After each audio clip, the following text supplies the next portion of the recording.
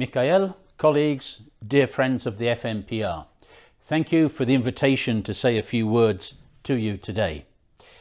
When the Federation of Independent Trade Unions of Russia was established 30 years ago now, it was a time of change, of hope, but also of struggle.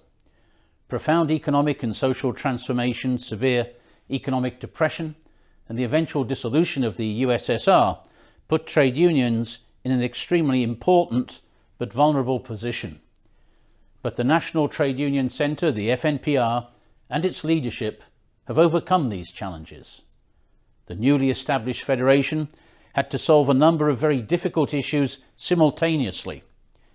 It had to adjust to the new market economy, it had to modernise the trade union structure, it had to review and rethink the way it worked, and the FNPR spared no effort in addressing these matters. And at the same time, Russian workers faced immense hardships. Since its inception, the FNPR has become a bold fighter for the rights and the interests of those workers. And we still remember its international campaign against wage arrears in the 1990s. And I know the FNPR continues to fight for decent living wages, secure employment, safe and healthy workplaces, and for a better future for workers and their families. But the work of trade unions is not only about fighting. Social dialogue is just as important.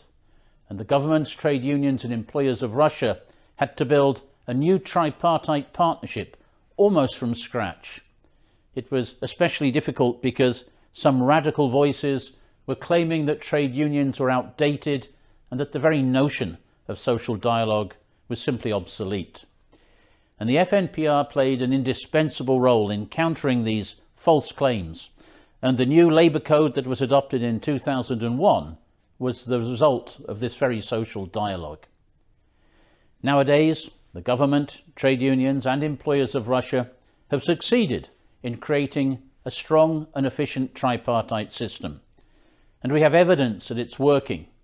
All draft bills on labour or social issues must be discussed by the National Tripartite Commission before being introduced into Parliament.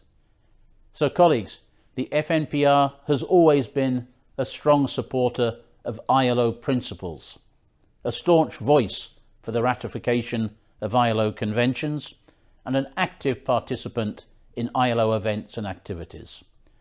I do believe that this fruitful cooperation will continue, and I look forward to working with you all in the years to come. Thank you very much.